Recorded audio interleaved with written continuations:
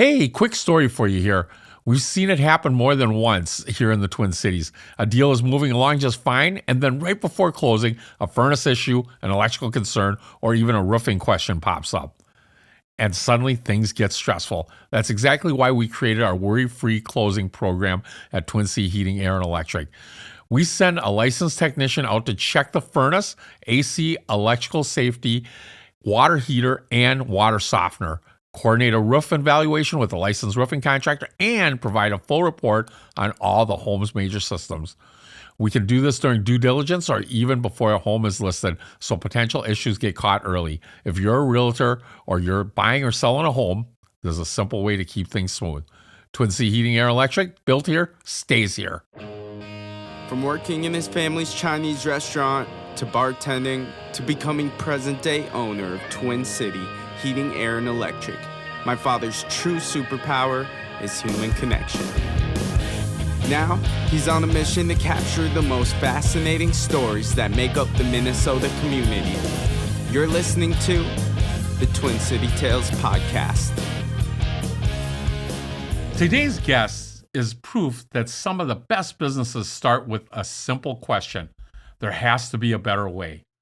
Tony Peltier is the founder of Tony Goes There and My Day DJ, two businesses built around service, relationships, and creating unforgettable experiences.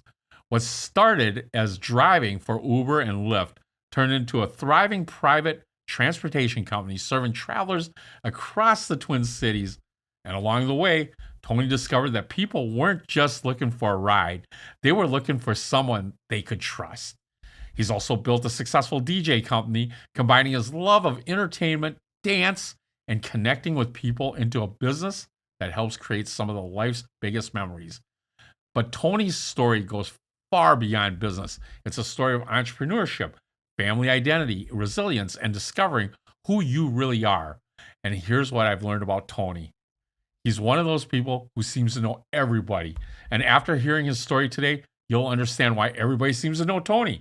So let's welcome Tony to the show. How you doing, Tony? Good. Thanks for having me, Wymond. Good. I'm excited. I love the color of your shirt. Thanks. And your design. Did you do that yourself? Yeah. Well, early on, I had somebody do it for like $100 or whatever, but I really liked it, and so I kept it because it was very simple. Yeah. And just the way that it's designed goes well with different color schemes and stuff. And then I started getting branded gear and looking like I was official. And yeah. Well, that's how most businesses start up, right? Sure. Like you think of all the little different things that you need, and then you like little things, and until you scale, then you start changing stuff. Sure. Well, just like you, Twin Cities Heating and Air started, and then you added electric. So then you got to add electric onto the logo. Exactly. Yeah. And then then you start re-looking at it going, okay, does that look right? Or does it have to be bigger? Like, sure. The details matter. Is it going to fit on the truck? Yeah. Exactly. Exactly. Yeah. So, Tony, let's start from the beginning. You grew up in Circle Pines and attended Centennial High School. Almost messed that one up. That's okay. What was life like growing up in that area? Yeah, I mean, it was great. I went through Centennial my entire tutelage through elementary, middle, and high school. It was, at one time, it was all kind of one huge city block. And then, of course, the district grew, and then they started adding another middle school that was further down and those kinds of things. But I was one of those kids that was the rarity. I walked to school because I lived 8 blocks from school. Yeah. So even on the really, really cold days, I knew that I wasn't going to die because it wasn't that far away. Yeah. And, the whole stories that your parents tell you, like walking uphill both ways with carrying their sibling on their shoulder and that kind of thing. I couldn't really make those claims to fame at all because it really wasn't that treacherous. But I loved it. And I think growing up as a suburban kid, I had the access to Minneapolis being only 20 minutes away, but I felt like I was protected. And I mean, we grew up in a time where we didn't lock our cars. We didn't even lock the door on the house at night, and it's just kind of sad that that's changed, not for the better. Yeah. And, it's kind of funny because I'm probably a little bit older than you, but, I grew up in Golden Valley area. What I really like about that Circle Pines area is that if you've ever been there, it's kind of a tiny little field town because you go down Lake Main Street. Yeah, Lake Drive, yeah. Lake Drive, and you got like stores on both sides, but yet housing really close. And then it's like a couple mile, like a half a mile from the school, which just makes it so tight knit, right? Yeah. Like and just the community. and the name is signative or is a signature because the roads around the school are literally in a circle, like you would see like a grove of pine trees. And they all lead to a park that's called Center Park or Inner Park. The whole community actually, a friend of mine that I went to high school with, she used to write for the paper, and she did a whole write-up article. Circle Pines actually was originally designed as like this big, like hippie co-op community. So they built all these really, really cheap houses with the intent that everybody would kind of share the responsibility of like resources and utilities and those kinds of things in the early 50s. And so then you had a lot of people then in like the 70s and 80s that were coming in going, I need to do major rehab to this house because it wasn't really built all that great. They were tiny. I looked at a few houses there. Yeah. It's right next door to Blaine. Right. And Blaine was kind of one of those communities, like it almost reminds me, Circle Pines reminds me, because Blaine is next to Coon Rapids. Sure. Coon Rapids and Circle Pines remind me a little about each other. Yeah. But Coon Rapids is like, for lack of better terms, that was like the big city compared to Circle Pines, Sure. right? But Yeah. it had that same feel. Mhm. You go down Coon Rapids Boulevard, you're going down Lake Street. Right. I mean, even growing up, we had our big group of kids and we rode our bikes everywhere. I mean, all the way across 65 to Northtown, but everything north of us was all sod fields. Yeah. There were no other houses. It was pretty much Circle Pines and then just flat land. So a lot of times, our time was spent, going out and exploring fields and flipping over boards and catching snakes and lizards and stuff. But I mean, we would be out biking all day long. Yeah. And then, in the early 80s, the whole case of the abduction of Jacob Wetterling really changed everything. And so all of a sudden, parents became really, really cautious about how far am I willing to let my child be away from home. So from us being able to explore all day long and just come home when the lights came on to make sure we were home for dinner, it became a big drastic change to now we, maybe 2 or 3 blocks. But we want you to check in throughout the day, especially during summer when you weren't in school. Like, I want you to come home during the middle of the day just to let me know you're okay and where you're going to be. It was a much different environment. And you're a parent now, so when that happened with Jacob Wetterling, and it just kind of affected our whole community here in Minnesota. Absolutely. People remember that.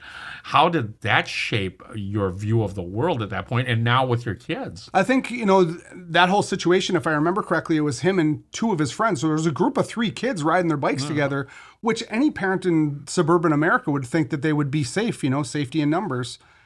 So I think for me, it became more of, now this is something I have to worry about that wasn't even registering in my brain before that.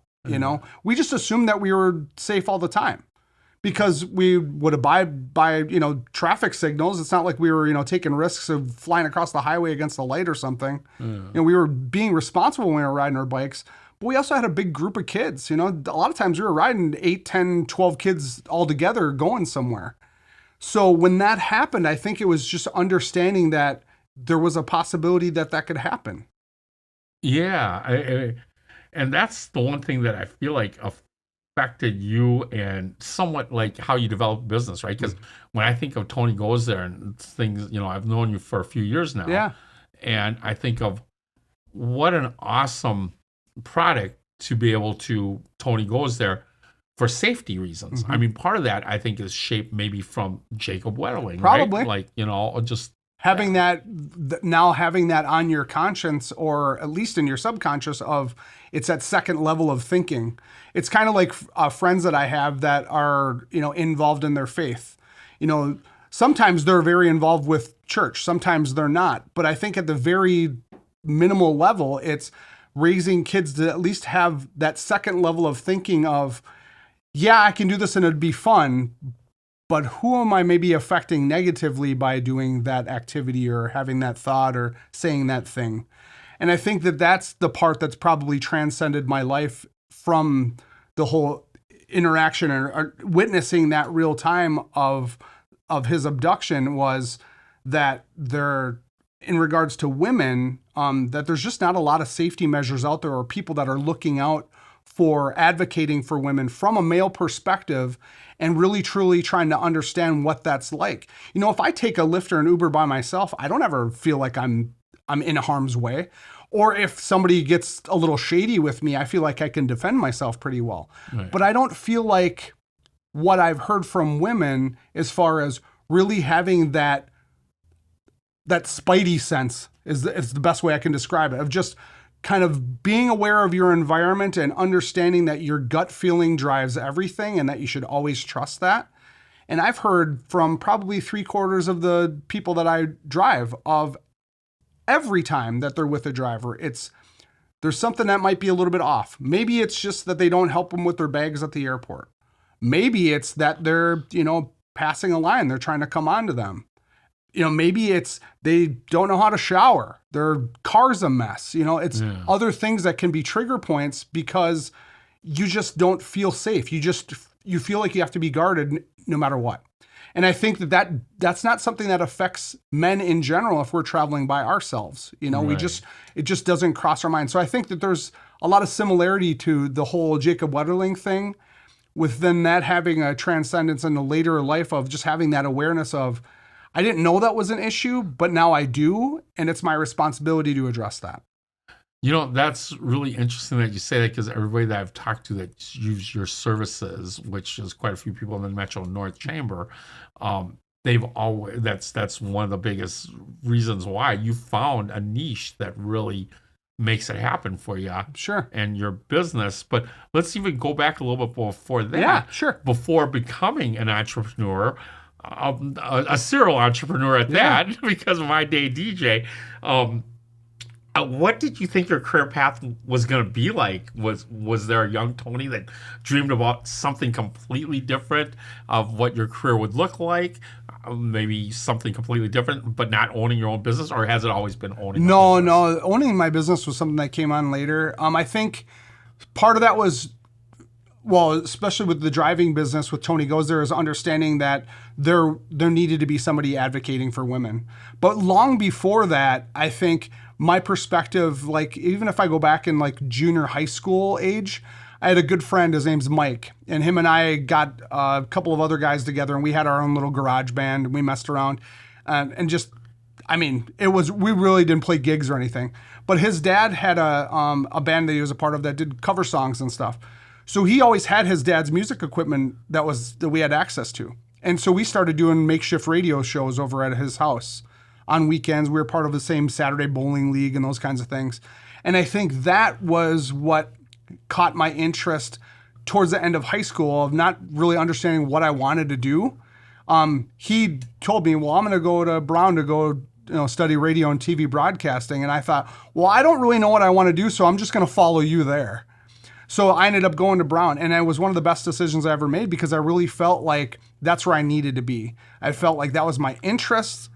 My level of interest was really high. I felt like I had a decent amount of raw talent to start, and I had a general interest in just learning more and becoming a student of that. And it helped me a ton. I actually worked in radio out of high school.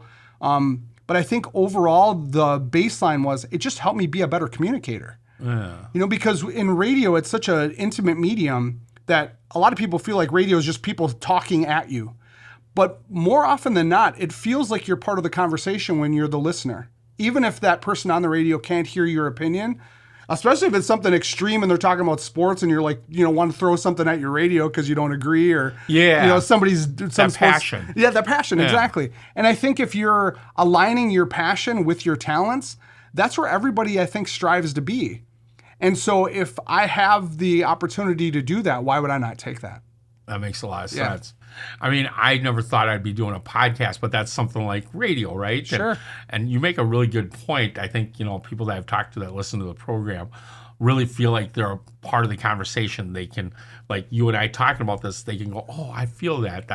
That's where I was at one point. Or sure. That's what I'm trying to get over, that hump, right? Yeah. Or for me, because I have two businesses, but compared to where you're at business-wise and success-wise and growth-wise, there are a lot of things that I know that I can learn from you based on our conversations of just, hey, when I have this situation, have you had something similar, and how did you get through that? It may or may not apply to the businesses I have, but it may apply directly to the person that I want to be as a business owner. Yeah.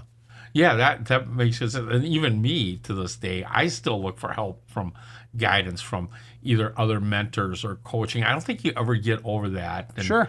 I don't know if I appreciate the kind words, but I still feel like I got a lot to go to get success, be more successful. But I also think that that's a really good sign that you have your heart in the right place, though, too, because you don't feel like you're high and mighty and that you've made it to where you're cutting off somebody giving you good ideas that maybe you haven't thought of just because you feel like you're in a leadership role. I think that's super important. And I think that's also the reason why I love the environment of getting in and doing business networking and really understand the perspectives where people have come into business, whether they're an upper exec or they're a business owner or they're some variant. But really understanding their perspective of where they've come from, a lot of times for me, helps me to understand the perspective of where I am and where I want to go. Yeah, there's so much to just not just business itself and putting a few bucks in your pocket. There's like more to it. It's the psychology of it. It's the psychology of yourself. And if you have team members now, you have to have the psychology of how to work with them at a higher level, right? You know, and from what I understand, you worked in a corporate America too for a little bit there. What was that job and what was that like? Yeah, so I made a promise to myself that if I took a standard 9 to 5, that I would give myself 3 micromanagers. And when I met my third micromanager, I would be done and I would switch careers.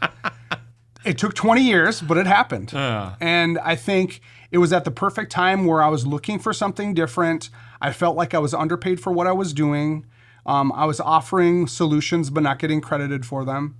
And when you're in that situation where you feel like you're making a difference, but nobody else knows it, it's a tough pill to swallow. And so, I mean, I'm a firm believer in everything happens for a reason. Some good, some bad, but there's always a reason behind it. Hindsight's always 20/20 if you're willing to look at it right.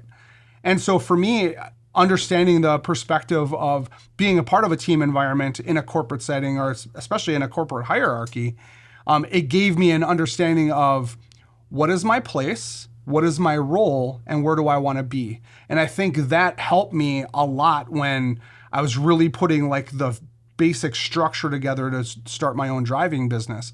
I had people that, because I started doing that as I was leaving my corporate job, and I had people that laughed at me and said that I was an idiot and that I was crazy, and who would pay somebody to drive them when they can just hire a Lyft or an Uber.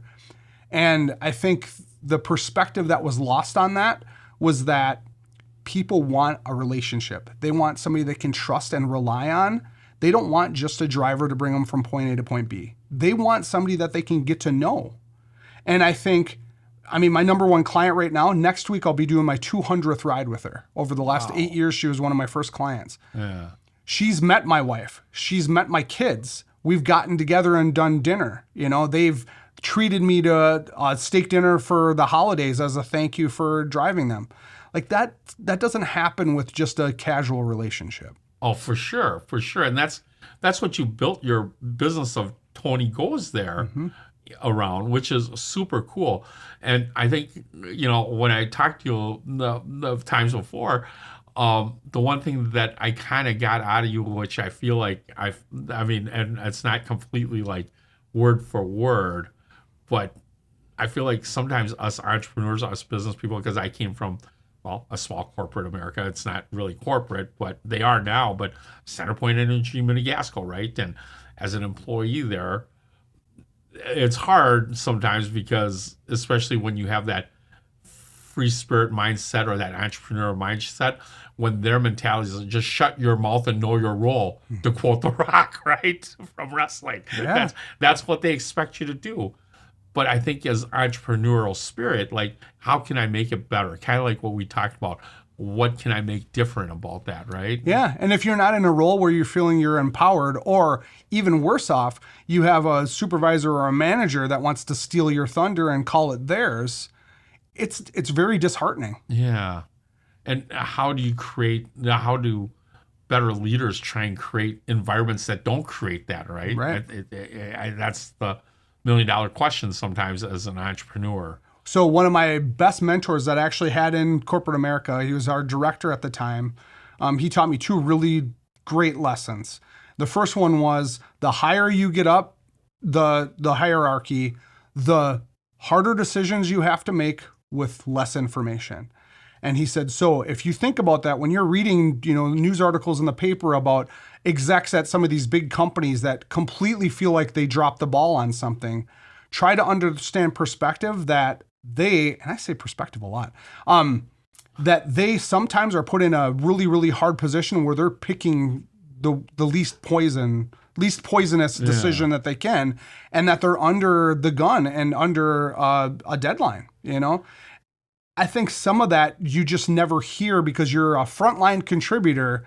It's like, well, I have my hours that I work and I know my role and I'm good at what I do, but I can leave my work at work and I can go home and have my home life.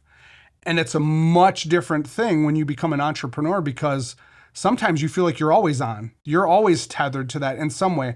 Some of it just because of the demands of the job. But I think most of it is, if your heart's in the right place, you feel like you're always on because you always want to improve. How much better can I be at what I do, but also how much better can I make the people around me? Yeah. I don't want to be here for naught. I want to make sure that I have some kind of legacy that I can pass on to my kids, or at least have people speak positively about the life that I lived and how I contributed to other people around me. One of the best lessons I learned as a kid was everything for your perspective should fall into the category of joy. Jesus first, others, then yourself. And as long as I keep that perspective, nothing seems to go wrong. Wow. Jesus, others, and yourself. That's and if I address my faith first, make sure that I'm supporting the people around me second, everything else falls in line for me. That's pretty awesome. But being selfless is a big part of that too. And I think sometimes when people become an entrepreneur, they're like, oh, you're a business owner, you're going to be rich. There's a lot of work involved. Yeah. And it's not just about being rich in different forms, right? Sure. Yeah. Right. Is it wealth, or is it richness in I wake up and I get to do this, not that I have to. Yeah. And understanding also that the people that surround you, the 5 people that you spend the most time with have the most influence on you. Right. So are you keeping perspective on perspective? Are you really understanding how much value you're putting in those relationships? Absolutely. Yeah. That's some good stuff right there, because I feel my sense of, I'm not the perfect leader, but I also feel like I got to work at it at all times. And part of my process of working at it is, how do I serve others? Because everybody thinks that being a leader is like telling people what to do and making it go your way. I see leadership as, how do I ask enough questions to go, hey, this is the right direction we need to take the company at, and the right questions also to help bring my team members level up, right? Sure. Like, it's not about me telling them. I still fall back on that every once in a while, because I think we get that ego thing in the way. Like, it's my way because I built this thing. Exactly. But I think I always have to put myself in check and go, okay, what is the best way? If you're my team member, Tony, how do you see a path through this? Or what do you think our best solutions are for this? And sure. I think sometimes that, that gets a little bit daunting for your team member, because you kind of think, well, is it they think you don't know what you're talking about, and that's why you're leaning at me? It's not always that. And, well, I guess there are times where I'm like, I don't know what I'm asking, but I need to know some of the, I'm going to use your word, perspectives, to give me my best solution for our company. Yeah, I think the other side of it too is that if you don't have direct access to have that face-to-face conversation, to ask the number of questions that need to be asked and the right questions, that you're also able to look inside and think, if I was in their position, let's say 1-2 years into this role, how would I have addressed that if I was them? Would I have made the same mistakes? Does it seem, like that's a big possibility that I would have made that same decision that would have maybe turned out wrong or not turned out how I expected it to? Yeah. And then giving them grace, because then in turn you're giving yourself grace. Hey, I would have probably made that same mistake. I totally get it. But here's how we resolve it. That's exactly how you have to look at everything in, whether you're the entrepreneur or even in your role at positions. That's how you get to, actually elevate yourself. And, which is you know, really I interesting. often say too that, you know, behind every successful man is a successful woman. Yeah. And the name of Tony Goes There was actually my wife's idea. Yeah, I wanted to call my business Always Unlimited. And she's like, "Are you sure?" And I said, "Why? What's wrong with that name?" And she's like, "So you want to name your company after a feminine hygiene product?" And I went, "No, I don't want to do that. I didn't even realize What that else until do you have said in that. mind?" And she's like, "Well, you go everywhere. How about Tony Goes There?" Because at the time I was doing courier services along with driving people. I was driving packages Okay. and doing luggage returns for the airport and those kinds of things. So I had a whole bunch of different income streams that were coming in. So her idea was, well, you're the one that's always providing the service. So if you want to build that brand, but also that relationship, put your name on the business. Gotcha. I am very blessed. My wife is extremely intelligent, and sometimes she offers that insight that I just don't have. Maybe because I am male. Maybe it's because we've had different experiences. I grew up as a suburban kid. She grew up in the Upper Peninsula in Michigan and graduated with 16 people. Wow. You know, so moving to the big city was a move to the big city for her. You know, 5 cars on the road was heavy traffic, you know? So for me, I've been really blessed at understanding where I want to be from my own experiences, but then making sure that I'm humble enough to shut my mouth when I need to and to listen to the lessons that I need to learn from being a married man. Very good point. A very, very good perspectives. Exactly. And I enjoy sleeping in bed and not on the couch. There so, you go. yeah. There you go. Better than the doghouse. Though. That's right. Yes. So, you started from Uber and Lyft. You've kind of learned like, okay, I can do this better. Yeah, there's a lot of things I can do more efficiently, more profitable, safer for me and the people that I'm serving. And also the things that I don't want to do. You know, I don't want to deal with parents that don't know how to have a car seat for their kids. I don't want to deal with drunk people or high people. You know, now that marijuana is legal in Minnesota, it's a big risk. Oh, I suppose. So, and it's not just driving that person, it's what's the residual after that? If I have somebody in my car that smells like marijuana and the next person gets in, they think I am smoking marijuana. I didn't even think of that. So I have to also make sure that I'm understanding that perspective is everything. Perception is everything. yeah. And so how am I delivering on that to make sure that you have learned to trust me, but now I can build on that trust and offer that reliability and safety consistently. And that's my difference maker within the market. Interesting. No, that's a good way of looking at it. Yeah. And it's thinking outside the box that creates that. Sure. Or just mainly for me, it's when you're helping other people, your customers, the first thing you're trying to address is remove a pain point, right? So if I'm out there driving, the first pain point I want to remove are my own. I don't want to drive people during bar rush. It's frustrating. It's unsafe. You're waiting and you're navigating personalities of people that are inebriated. It's not fun. Yeah. It's not. And then you have, and people have many different ways that they deal with their emotions when they're intoxicated or they're under the influence of something else.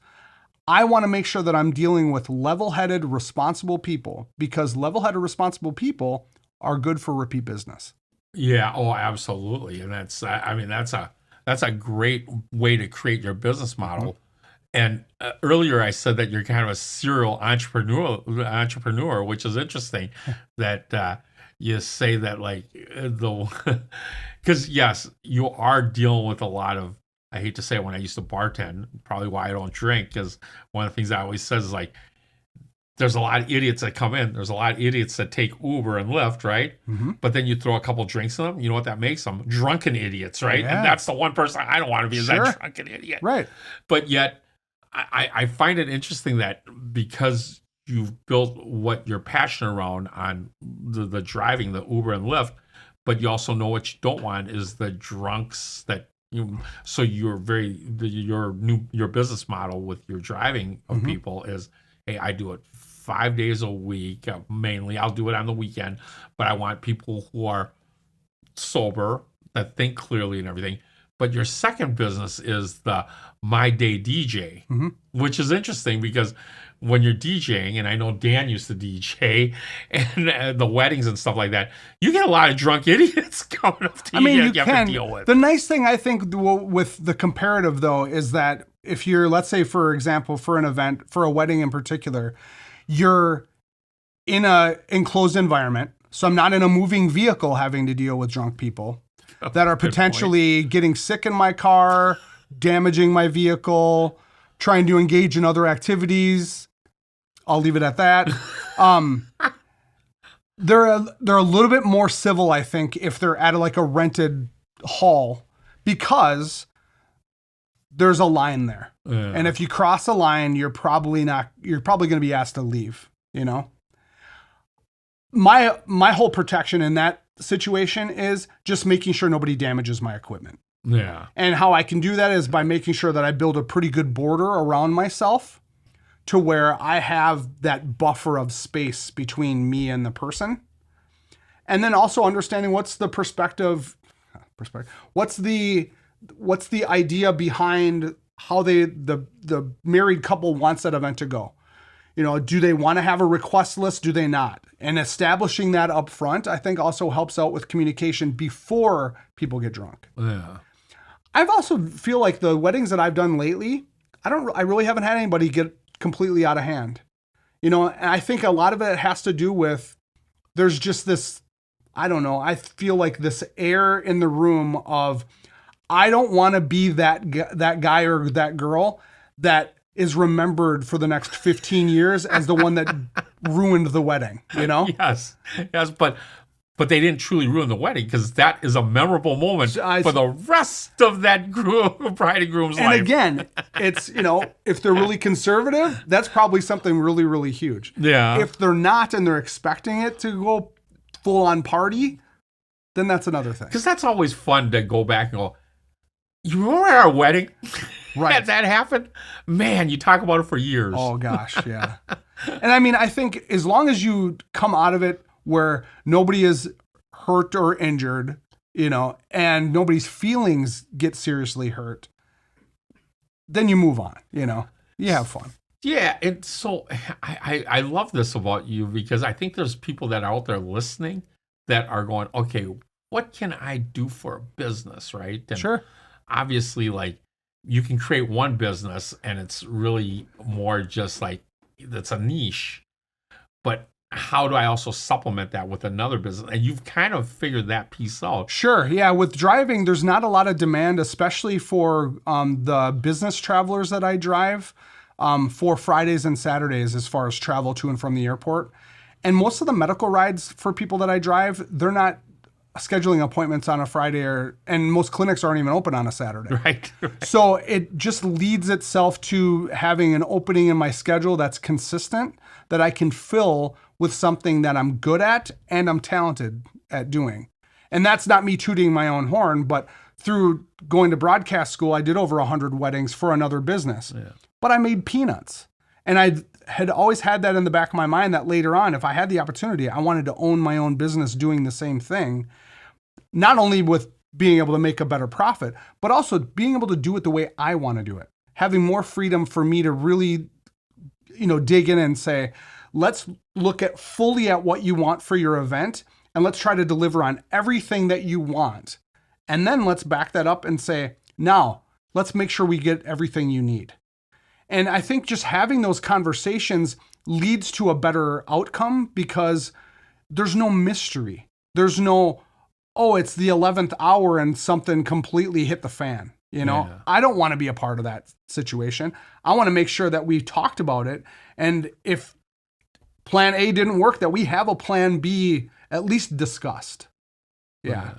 And the one thing I see about you is that you enjoy doing that. I do. You really do. Like, that's like the passion of providing that great experience of the wedding and the DJing part. I think empathy is a big thing for me. So I try to put myself in other people's shoes on, if I'm in your situation, how do I want this to play out? What would be my ideal utopian way that this event is going to go? Or with driving someone, how can I plan for things like anticipating weather, traffic, construction season, flight delays?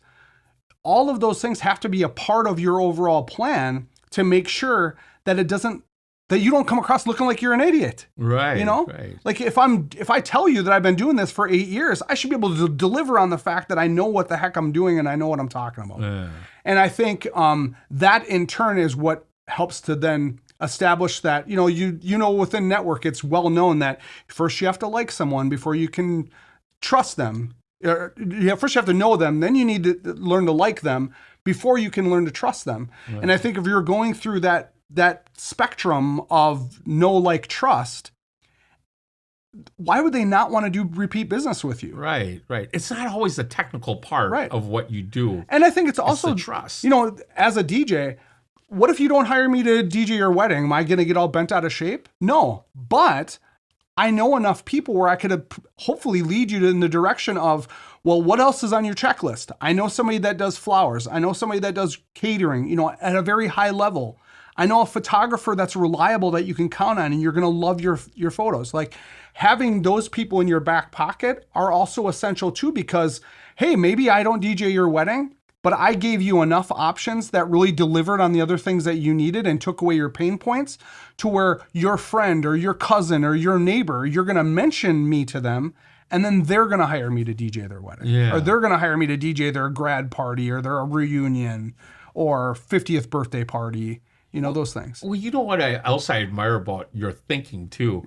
Because when we talked about your business, because I always love talking about business, and you do the DJ thing, and of course, being there for that part of the wedding, you actually incorporated your driving in there too, which is really interesting because you're hitting these pain points, and a lot of people are getting hammered at the dance, and now you've also created your part where you can drive them back and forth to their not just the venue, but also the hotel or the resort they're staying in. Yeah, because a lot of times it's not the same building where it's not the hotel that has the ballroom that they're having their event in. Yeah. That came out because you had that entrepreneurial mind. Well, and I think it just comes from a place of, I just want to care for people. I just want them to know that I'm here as an option. But if you don't choose me, it doesn't mean like I'm severing our relationship because of that. Now just might not be the right time. Yeah. But I also want you to understand, like, if you don't use me, at least let me help educate you, especially on the driving thing. Because having fully commercial livery insurance to be able to drive people for profit is almost non-existent with other independent drivers. So people will go into that environment saying, oh, well, somebody posts on Facebook that they drive people to and from the airport and they're much cheaper than you, so I'm going to go with them. That's great. But just so you understand, you get what you pay for. And here are the things that you need to guard yourself on if you're going to go that route. Whether you want to listen to me or not, I feel it's my duty to at least make sure that I'm educating you. And then it's still your decision. You're an adult, Yeah. But that's the reason why my pricing's different, because I pay $800 a month for my commercial insurance, because I'm out there doing the things that I have to make sure I'm legal and ethical in how I operate. Being a registered LLC business with the state that I have to renew every year. Yeah. Making sure that I'm keeping up my notoriety and my business acumen by going through the vetting process and becoming A+ rated and accredited by the Better Business Bureau. Right. Those are other ways that I can build my validity where I don't have to toot my own horn. I don't have to say how great I think I am, because there's other places out there that have vetted me and said, yes, he operates ethically. He operates legally. I have almost 400 5-star reviews on Google. That's not because I'm paying people to do reviews for me. Right. It's because they genuinely want to go out and do that because they know that it's going to help me reach other people that should be served at a high level like they are. Well, the thing is, too, what I really think of what you've actually created with this is, anybody can drive, but you're conscious enough, and including like your wedding and of course the wedding, the most important person of the wedding is really the bride, right? Like, absolutely. The guy, I'll be honest with you, I really didn't care about my wedding, like just show me where I need to be, tell me where I need to be, and I'll be there. Tell me what you want me to wear, I'll be there, right? I'm not thinking about it. But what I really find interesting about you is that, and I've always said this, like all us guys have some sort of female, like feminine thing that the part of something, right?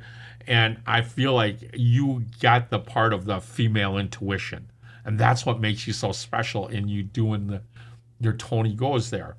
You're helping out with the weddings. I feel like you know what's needed to be done. I end up with like, I think I have a little bit of what you have. What I wish I would have had was a dainty finger so I can work on some of this stuff, right? But I end up with I got thick fingers too, yeah. Yeah, we end up with Vienna sausage fingers for us. But the women intuition is huge for you. Well, I think and how you help them. And I don't think it's all that much intuition. I think a lot of it for me is just shutting my trap and listening. You know, I grew up learning the whole old saying of God gave you one mouth and two ears for a reason. And I think as long as I make sure that I'm revisiting that each day, it puts me in the right place to understand that I have knowledge to share.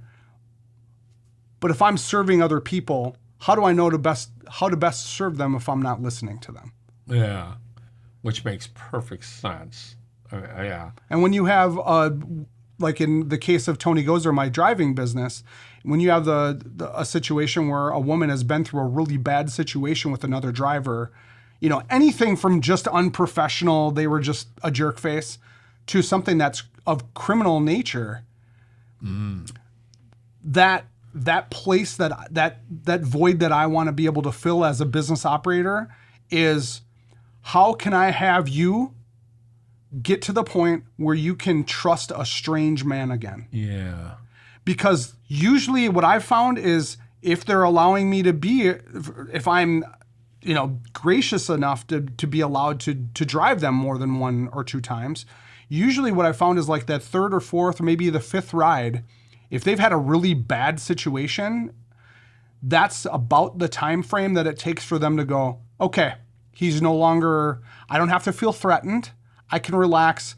We can have better, deeper conversations. It's more than just, hey, where are you going? Hey, the weather's great. We're supposed to get rain in a couple of days. It's more than the surface level stuff. Yeah. It's, tell me about your upbringing. Do you have any siblings? Are you from Minnesota? What's your education background? Where'd you go to school? Those don't seem like intrusive questions anymore because they've now bought into the fact that it's okay for my walls to be down a little bit. It's okay for me to be vulnerable. I feel like I'm safe. Yeah, no, that's pretty awesome. And I think definitely the difference between like you and Uber or Lyft in my eyes is if I'm a woman and I feel much safer with somebody that I know, somebody that has the personal, review basically, because I know like Uber and Lyft, when I get an Uber and Lyft, I really don't know who's coming. I mean, they could be anybody. I'm sure they go through Uber or Lyft actually says, okay, we do background checks on them. But I actually had this experience in my Uber once where I got an Uber, different person showed up. It was a friend of his that actually runs the Uber or whatever that has the account.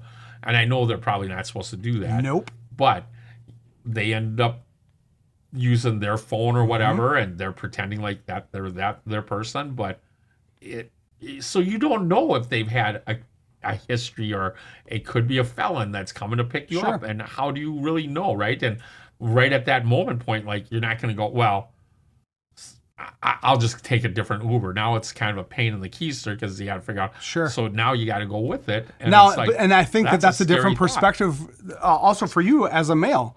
Because if I'm giving advice to a female passenger that's traveling by herself, I tell her 100% you cancel that ride and you wait for the right driver. You match that driver, that car, and that license plate. Absolutely. And if any of those three don't match, you don't get in that car. Wow.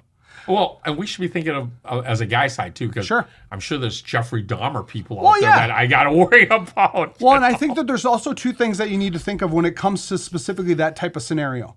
One, you have a situation where there are going to be bad people that fall through the cracks, that that are allowed to have access that shouldn't. So if you know that, it's a minimal number. But if you know that, how best are you protecting yourself just to be on the safe side? Yeah. On the flip side of that, I'm sure that there are Lyft and Uber drivers out there that are fantastic. Absolutely. Conversational, know how to drive well, have been doing it for a long time, and truly care about their people. The limitation on that, though, is you're matched by an algorithm. So even if you have a really fantastic driver, there's no way that you can get matched on that app directly with that driver again, unless it's just coincidence. Yeah.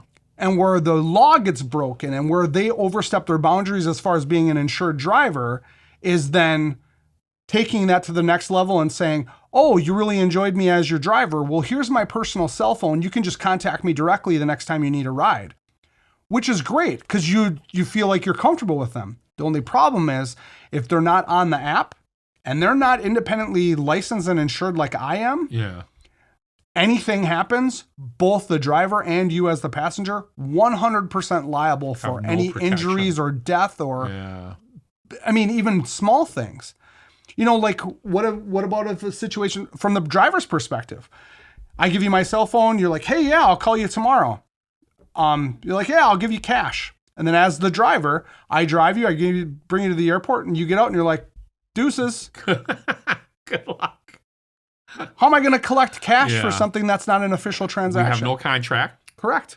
You just made a call. I thought you were just taking me as a friend. Right. And what's the court going to say, right? Like, correct. You don't So, I mean, nothing. There's things that happen on both sides of that. And just like any industry, there's always that low-level ick, that goes on. And I think a lot of it is just understanding identifying what that is, and then trying to steer as clear from it as you can. And, it's interesting that you say that because, there is a trust factor that you have to have built in. And, like, for us, it's going into people's homes, right? And there's a lot of homeowners that are single mothers or just even women that just decided, hey, I don't really care to have other people in my life. I enjoy being a single woman that does my own thing. Sure.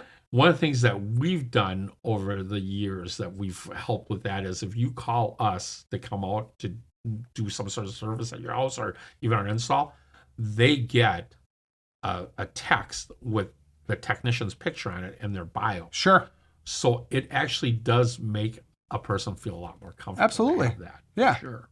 Because, and then they know, one, they're not getting just some random subcontractor. Yep. And two, they're getting somebody that you've already vetted as an employee or you wouldn't be sending them out. Right, right. And the proof of who they are. Correct. Right. Right. And identity. Right. That's a lot. I mean, that means a lot to people. Yeah. And actually, speaking of identity, that was one of the things that we wanted to talk about is my whole identity shift as an individual of finding out new information 5 years ago.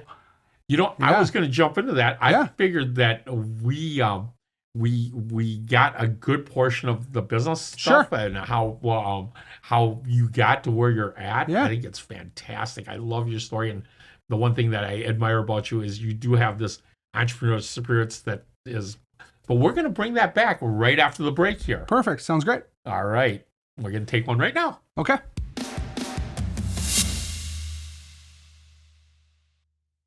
At Twin City Tales Podcast, we believe in strong communities are built by people and organizations willing to care for others. That's why we are proud to support Hammer and NER, an incredible Minnesota nonprofit helping adults with intellectual and developmental disabilities live life to the fullest. Their work creates opportunity, dignity, independence, and connection right here in our community. If you'd like to help, Hammer and NER is always looking for volunteers, advocates, and donations to continue their mission. I am one of those people that highly help that community out. Learn more, get involved, or give back at hammer.org. Together, we can continue building a stronger, more compassionate community for everyone. Ever walk into a house and flip a switch and have no idea what it actually does? Like, is it a light, an outlet, or something in the garage? Nobody knows. Or what about when you plug in something into an outlet and it just slowly falls out like it's giving up on life? Or worse, the outlet just doesn't work at all. Well, we see that stuff every day. At Twin City Heating, Air, and Electric, we help homeowners take care of those small electrical issues before they turn into bigger problems. Loose outlets, dead plugs, mystery switches, we'll track it down, fix it right, and make your home actually work the way it's supposed to. So if something feels off electrically, it probably is. Twin City Heating, Air, and Electric, built here, stays here, feel the difference. Hey, if you're enjoying this episode, do me a quick favor. Hit that subscribe button right now, because it seriously helps more people find us and us to find more amazing people across the Twin Cities and beyond. And if you're feeling a little bit generous today, drop us a rating or a review on our Facebook page and subscribe to our podcast on Spotify and Apple. You can find us on any of those platforms. And if you follow us on Facebook at the Twin City Tales page, you'll get some behind-the-scenes moments, some episode updates, some special announcements, and all the fun stuff that you don't get to see right here on this mic. We appreciate you more than you'll ever know. And remember, you can't go wrong with Wymond Wong on the Twin City Tales podcast. And welcome back, Tony. We're going to go through some pictures. Perfect. Thanks for having me. I've seen that you've sent me. I've intrigued on some of these pictures, so I'm going to go with the first one. This must be you, and looks like you're about to have you're having a little get together with four other people. Three other people, yeah. Three other people? Yeah, so this would have probably been like in my late 20s. So the guy, well, on the picture to my right is my friend Adam Heath. And then Jolene is in between those two guys, and Adam Schmidt almost directly behind me. Adam Heath and Adam Schmidt both went to high school. I went to high school with them, but they were a couple of years younger than me. And then Jolene was one of their friends in their circle of friends that they kind of welcomed me into. Adam Schmidt, that's standing behind me, he, after graduating college, his parents helped him buy his first house. And so the other Adam, myself, and then we had a couple of guys that kind of rotated in and out, all rented rooms from him to help him afford his mortgage. Yeah. And so we had kind of this core group that all hung out. And so usually the typical week was Wednesdays we went to see a friend that was a house band at O'Gara's Garage in St. Paul. Yeah, that was O'Gara's. So we did that almost every Wednesday night. And then Saturdays we'd usually go out dancing somewhere downtown. They just moved that whole O'Gara's Garage. They bulldozed it down, but it's gone, I don't think they do the bands there, but it's on the state fairgrounds now. Oh, okay. Yeah. No, I think they always had a presence out there. Yeah, but they have it now open during, because they you could always get in there. Yeah, I suppose, during the days, but I feel like there's something, I'm not young hip with it anymore, but I mean, I don't neither think am they I. have the bands there anymore, though. Yeah. Because it was pretty cool. You got to see a lot of fun local bands that played there. Yeah, that's mainly done through the state fair, the time of the state fair. Yeah. But I don't think they have it like open for bands and stuff like the rest of the year. The bar's not open. I don't think so. Find that out. I don't know.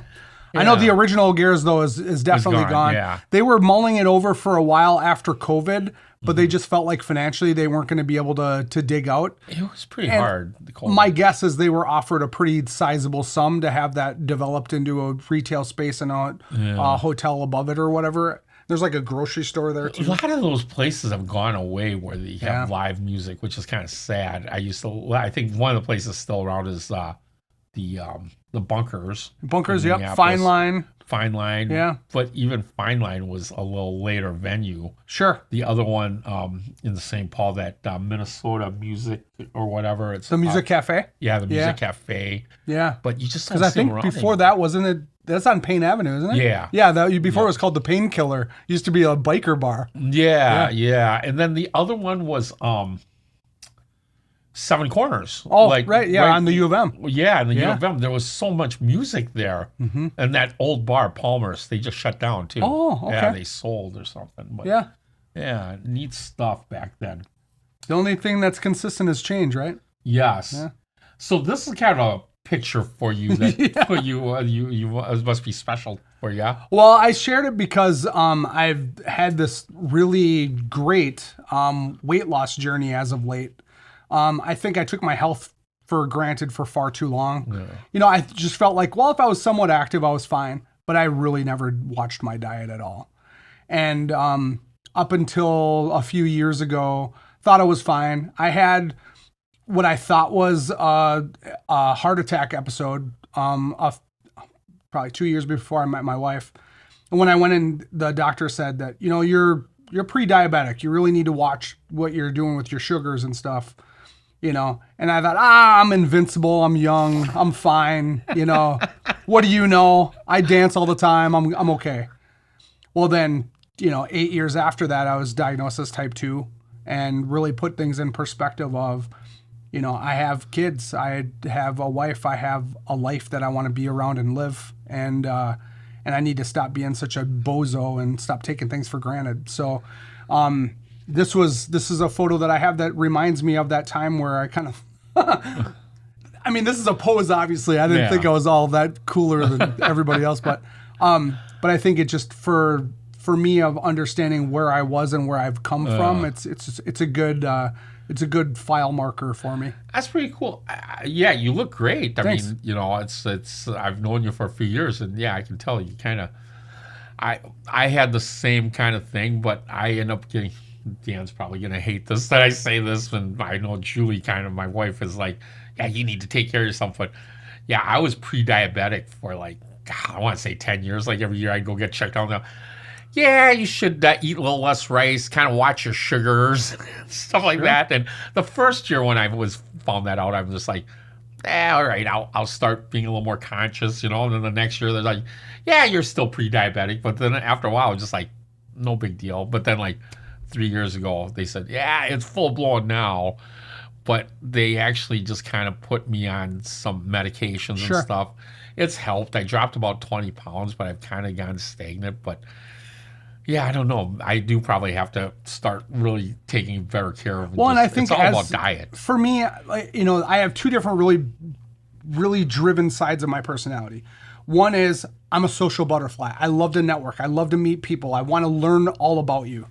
But the other part is I'm really analytical. If I find out about something, I want to deep dive. I want to get all the details. I want to figure it out. Yeah. And I think I probably would have been really successful as an engineer had I pursued that part of my personality. But I think when this all started to happen, I was like, okay, well, what does that really mean? What is diabetes? What does it do to my health? What risks am I really taking on? What does it lead to? And that was enough for me to go, I don't want any of that. I don't want heart issues. I don't want to have circulation problems. I don't want to have to possibly face the fact that I'm going to have something amputated because I no longer have circulation or nerve endings there. Yeah. So I think for me it's probably extreme, but I've used that as the motivation. What are you doing to help that? So a lot of it is really watching what my carb to my protein ratio is. Understanding the best times that I need to eat because my schedule's all over the place with driving people late at night and early in the morning and spring break travel craziness where I'm napping in my van because I literally am so busy. Sometimes I'm not even at home for a day and a half. Yeah. So understanding that and then really not doing some other things, not eating all the time at the convenience store, not getting a 64-ounce soda when a small pony can would do, something that's sugar-free would do. What is my fix? Am I looking for something that's cold? Am I looking for something that's fizzy? Am I looking for something that has caffeine? Usually it's one of those three or a combination of those. Yeah. So understanding what better choices can I make and not feel like I'm limiting myself on not having it all together. Boy, I need to talk to you more about that. I have a little less self-control, so I got to figure that piece out. Sure. But that's pretty awesome, Tony. Yeah, thanks. You look great. So I like the pictures portion. This is cool. I'm going to go to this. This will really intrigue me because you had given me a story about just recently finding your dad. And after I saw the picture, you look exactly like him, but you never got to, have a relationship with them. Yeah. So tell us how you got there and what happened. So about 5 years ago, I bought a membership to Ancestry.com with the full intent of building out the family tree for my dad that raised me and my mom. Obviously, I thought they were my parents, and they are. There's nothing that's changed through this whole journey, other than the fact that now I have bonus family. So Come to find out, after I got my results back from my DNA test, that I matched with a different male as my biological father. And so exploring what that meant and kind of going down that rabbit hole, I've been able to meet my biological aunt and her daughter, so my biological cousin. And then I found out that I have a half brother that lives out in Washington State. But really, it answered a lot of questions for me as I was growing up. I felt like I was the black sheep because my dad that raised me and both of my brothers were fantastic athletes. And I just never got that. I was a pretty competitive dancer just because I loved to dance. But as far as like going out for soccer, I had problems with asthma. Going out for football, I just wasn't that fast on my feet. And I noticed the difference early on. Well, coming through this journey, I come to find out that my biological dad, from the age of 14 through, I think he passed away when he was 53, played in over 30 different bands and was a super talented multi-instrumentalist, and never had a chance to meet him because I think he was either 2016 or 2017 that he passed. But really understanding and getting to gather information from those that are still surviving him of who he was and what he represented and those things has offered a lot of insight for me on how I've come to live my life the way I am and how people view me as the person I am, but also for the things that I just never had a final answer on. So dotting I's and crossing T's in my life has been really cool. Wow. You know, I want to ask you this question because I feel like for me, I love how you've really taken it in stride, right? For me, I feel like, because I'm picturing like your mom never told you because it's your biological mom. Mm-hmm. I would feel very betrayed in a sense, like, why did you never tell me this? Sure. Did that ever cross your mind, or how did you sense that? I think for me, I just kind of put two and two together, and I mean, I have enough information that I won't divulge on this, on knowing that it happened. Yeah. You know, obviously I'm here, but I think also it's just, in the grand scheme of things, it's information that I now have access to, but it doesn't change who I am. And who you were brought up, who raised loved me. You. Yeah, exactly. Well, I'm sure your dad loved you. It just was one of those things where, or your biological dad, but your true dad still loves you just as much as any other child. Well, and unfortunately, when it comes from the insight of where my biological dad would be, he unfortunately never knew of my existence before he passed. Mm-hmm. And so most of the story that I've gotten from family members that are close to him is that, oh, he would have been so proud to know that he had a son out there. So that's the part that kind of like leaves a little bit of a hole in my heart. Like, I really wish I could have just one conversation with them to just shore up a lot of things. Yeah. You know? I also think it's a blessing that maybe he's not here too, because I'm an adult, you know, I'm entrusted to make my own decisions. And I know that there was influence there, but I also know that he fought his own demons as well. Sure. Yeah. So I think for me, it's that the full spectrum, the full package of everything together. Is there would be a lot of positives, but I know that there were a lot of negatives that followed him through his life too. And actually, my cousin had mentioned, she said, maybe it's a good thing that you were raised by another family. And I said, why? And she said, well, let me tell you the story of the other men in the family. And I said, what's that? And she said, well, your biological grandfather actually died helping a neighbor jumpstart their car, and the battery exploded and killed him. Oh, jeez. And my biological dad's brother, so my biological uncle, used to be a charter pilot, and he would fly families up and down the West Coast, mainly for like campus tours, because it was faster to take a small plane. And he had a couple in the plane with him, and I think it was their son, and they ran into bad weather, and the plane crashed, and everybody died. Wow. So it was like, well, there's probably some truth to that, but it still doesn't take away the fact that I don't have the opportunity to have a conversation. Right. Yeah, and it's such a hard thing, but you are who you are today only part of it is because you were where you're supposed to be. Correct. Right? You Exactly. know, And even with networking and stuff, you know, Yeah. all the influence that people like you and other people that I see in various circles with the chambers of commerce, with organized networking, with social hours and happy hours and other events that are fundraisers or whatever, that continues to help mold and shape me too, as where am I at today versus where do I want to be, and how does that idea change based on new information of, well, maybe what I was thinking over here wasn't exactly the right direction I want to go in, because now I know A, B, and C from somebody else who wanted to do the same thing and ran into these certain difficulties. I think just being open and honest about things has really helped me blossom into where I am today, but there's so many more things that I want to do. That is so awesome. You know, I think it takes different minds to go around the world, but with you saying that about your mom and that you realize that it takes somebody special to be able to handle that, right? Because I would feel a big sense of betrayal. Sure. You know, I would feel a sense of I've been lied to all my life. Yeah, I think for me, it's just more along the lines of, I try to come from the standpoint of, it's got to be love first. Yeah. Because love is what's going to get me to truth faster. You know, it's going to cut through all the junk.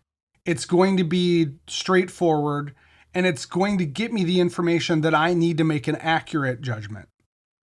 So if I'm hung up on the emotional side of things, on decisions that I had no part of, am I really putting my energy into the right thing? A very good way to look at it. Yeah. Very great perspective. Thank you. Appreciate that. And the last one, I'm like, wow, this was you at one point. Yeah. That was what, in my Michael Jordan loving ninth grade days. Yeah. Ninth grade? I think it was 9th or 10th grade. Yeah. At Centennial, and just yeah, carousing about the Circle Pines area. Right. So if you could go back in time, what advice would you give that young Tony? I think try not to, because back then I really wanted to be one of the popular kids. And I was friends with everybody, but I was never invited into the inner circle, if you know what I mean. Yeah. I think I would offer the advice of, don't try so hard to win people over. You're a good guy. You have the right motives. You're coming from the right place when you approach friendships with people. You know, you're honest, you have integrity. You know, those are the things that you build your foundation on. I gotta admit, you are one of those guys that have all that at a high level, and Thanks. I just really appreciate the conversation that we've had. And talking about that, I know you know a lot of people, so who's someone you would love to hear or see on this podcast, and why? Yeah, actually, there's quite a few.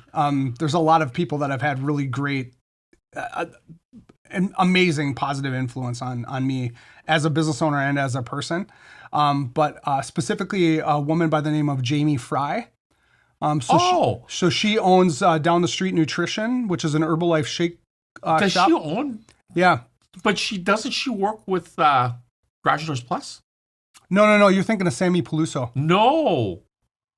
I'm thinking of, she helps in the office, or unless I'm thinking of a different Jamie. It must be a different Jamie. Okay. Yep. Okay. Yeah. So she owns Down the Street Nutrition.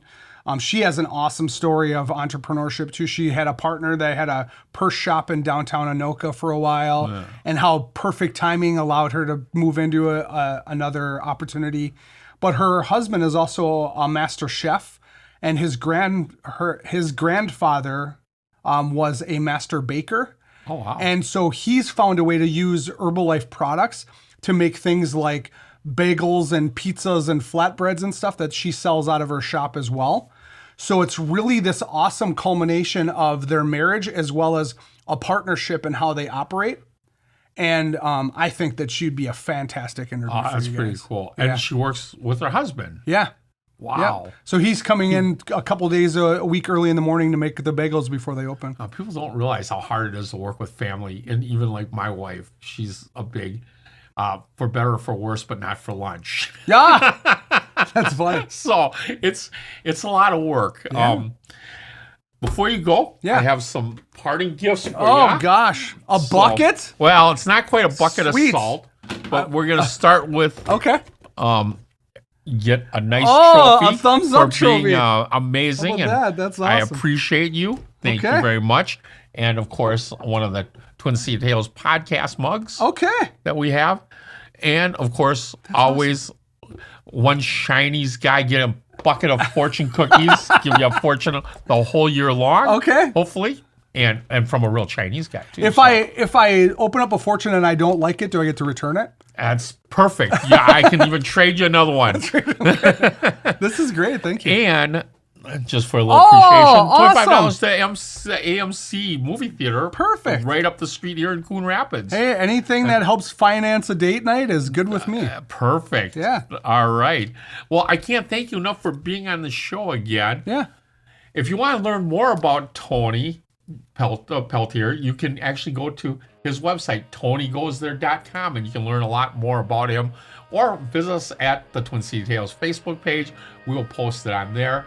And as we roll out of here, I want to thank Chris Hockey for the use of his song Thanks, with no pun intended. This podcast is powered by Twin City Heating, Air, and Electric, and now with water systems. So until the next time, remember, you can't go wrong with Wymond Wong on your Twin City Tales podcast. This song goes out to my family.